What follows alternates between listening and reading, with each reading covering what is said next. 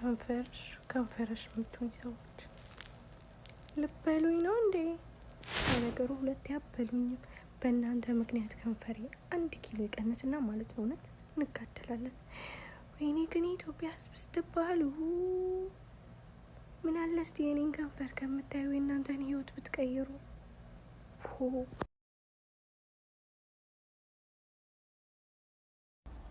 ኧረ ጋይስ ዛሬ ምን እንደተፈጠረ ብትሰሙ፣ ምን እንደተፈጠረ እውነት እኔ በህይወቴ እንደዚህ አይነት ነገር ራሱ አጋጥሞኝ አያውቅም።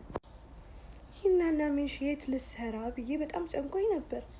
ለካ ሀዊኔ ቢዩቲ ሳሎን አለች እና ጭንቀቴ ሁሉን የቀለለልኝ ስላችሁ ጋይስ ከሜካፕ ጀምሮ ጥፍርንም አጠቃሉ ሁሉንም በቃ ከአናት እስከ ታች ድረስ ነው የምላችሁ አገልግሎት የምታገኙበት ቦታ። አሁን ደግሞ አረፋን በማስመልከት ታላቅ ዲስካውንት ላይ ስለሆነች በተለይ ሂናና ሜሽ መሰራት የምትፈልጉ ሰዎች እኔን ራሱ ባጠብቁኝ ብቻችሁን እንድትሄዱ ዛሬ አድራሻውን ልንገራችሁ። አሰላ ከተማ መናኸሪያ ፊት ለፊት ተሻግሮ ባለው ቀነኒሳ ህንፃ 2ኛ ፎቅ ላይ ሱቅ ቁጥር 204 ላይ ፏ ብላ እየጠበቀቻችሁ ነው። እናንተንም ፏ ለማድረግ ማለት ነው ጋይስ። እና ሄዳችሁ መስራት ትችላላችሁ። ስልክ ቁጥር ከታች አስቀምጥላችኋለሁ፣ ደውሉላት። አረ ጋይስ ዩዘር ኔሜ ቲነኝ የዜድ ምርኮኛ ብዬ ጽፌ አሁን እንዴት ላጥፋው? እስከ 1 ሳምንት ድረስ አይጠፋም። በዚህ ምክንያት ቆሜ መቅረቴ ነው ጋይስ። የምንም ዜድ የለም። እሺ ደግሞ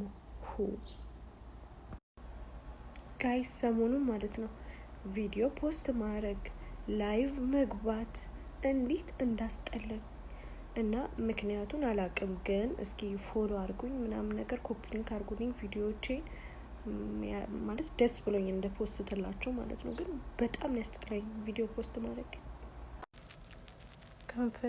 ከንፈርሽ የምትሆኝ ሰዎች ልበሉኝ ነው እንዴ? ነገሩ ሁለት ያበሉኝም በእናንተ ምክንያት ከንፈሬ 1 ኪሎ ይቀንስና ማለት ነው እውነት እንጋደላለን። ወይኔ ግን የኢትዮጵያ ሕዝብ ስትባሉ